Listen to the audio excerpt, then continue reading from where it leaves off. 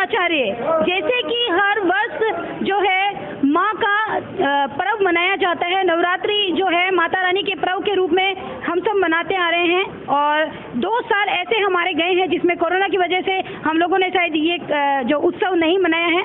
लेकिन हर वर्ष की भांति आशापुरा जो सेवा समिति है पोकरण के अंदर अपनी सेवा देते हैं। बीकानेर के अंदर दमानिया चौक के अंदर बिरजा महाराज पुरोहित जी के निवास स्थान पर अभी ये मीटिंग रखी गई है, जिसमें आगामी इस प्रोग्राम को लेकर के चर्चा की जाएगी कि कब और किस तरीके से प्रोग्राम रखा जाएगा। प्रोटोकॉल सरकारी है, उसकी गाइडलाइन का ध्यान में रखा जाएगा। सभी जो है ट्रस्ट हैं उनके पदाधिकारी यहाँ पे मौजूद हैं, अपनी अपनी पोस्ट के बारे में हमें बताएंगे, और पोकरण में होने वाले इस कार्यक्रम के बारे में भी आप हमें 2 शब्द में बताएंगे। सर नमस्कार। सर नमस्कार, मेरा नाम गिरिराज बिस्सा है। मैं आशापुरा सेवा समिति, भंडार सेवा समिति पोकरण ट्रस्ट का महासचिव हूँ। ये ट्रस्ट है वो 40 वर्षों से माँ आशापुरा पोकरण में अष्टमी से लेकर 11 तक भंडारे का आयोजन करती हैं।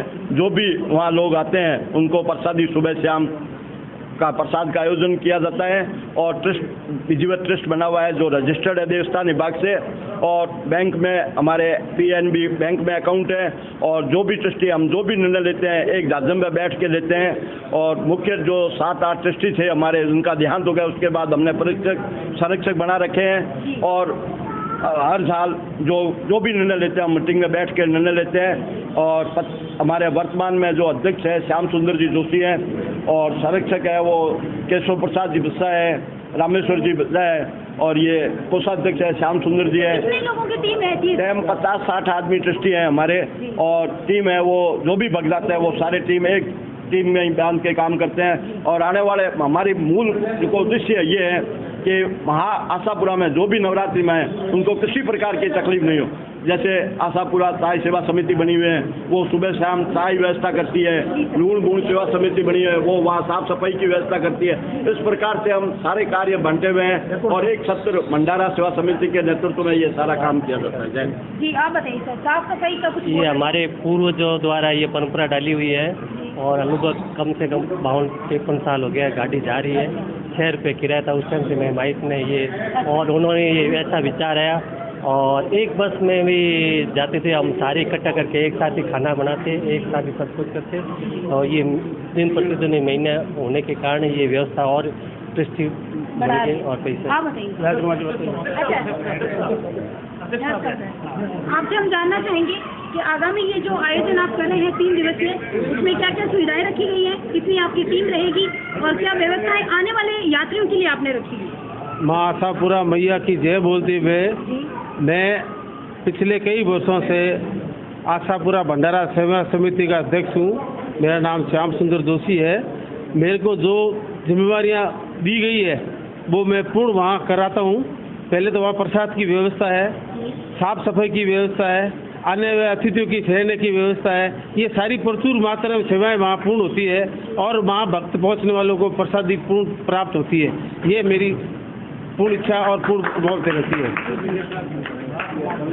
राजकुमार जी, व्यास जी, आपसे भी हम जानना चाहेंगे कि प्रोग्राम को लेकर के, जैसा कि सर बता रहे हैं, रणनीति तो तैयार है, लेकिन कोरोना काल भी चल रहा है, सरकार की गाइडलाइंस भी है, और कहीं ना कहीं एहतियात भी रखी गई है कि आप जो छूट भी दी गई है, तो उसको मद्देनजर रखते हुए क्या क्या आप आयोजन में रखना चाहते हैं जिससे लोग जुड़े और दिक्कतें भी ना हो?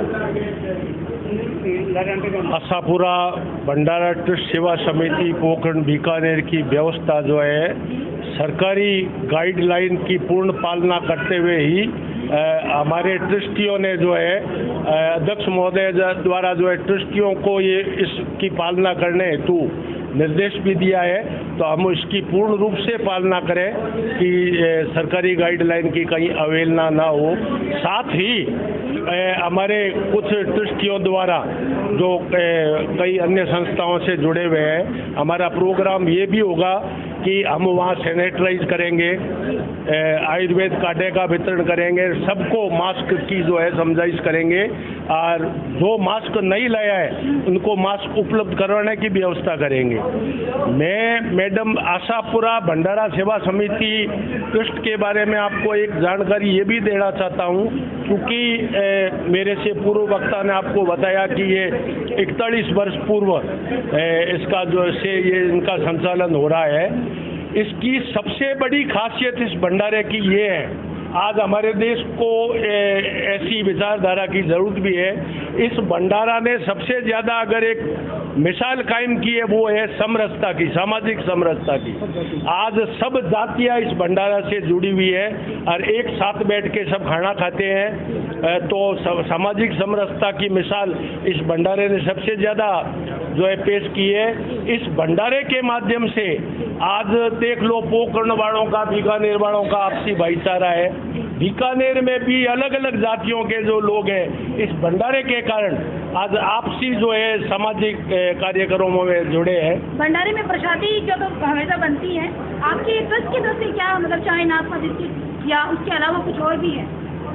इसमें क्या है, आशापुरा भंडारा ट्रस्ट सेवा समिति जो है वो खाने की दोनों समय जो है प्रसादी करता है। नवमी को, दसवीं को दोनों टाइम, एकादशी को एक टाइम, ये व्यवस्था होती है। इसके अलावा एक आशापुरा चाय सेवा समिति भी बनी हुई है, वो 2 समय सुबह शाम को चाय की व्यवस्था करती है। उसके अलावा एक लूण गुण सेवा समिति है। अभी जो है हमारे माननीय प्रधानमंत्री महोदय द्वारा जो है स्वच्छ भारत मिशन, स्वच्छ भारत जो चलाया गया है, उसकी पालना भी इस मेले में, साथ ही नवरात्र यात्री आते हैं और उनकी तरफ से जो कचरा इधर उधर हो जाता है तो उसकी सफाई के लिए भी आपने पूर्ण रूप से वहाँ क्या है, रात्रि जागरण होता है। हाँ।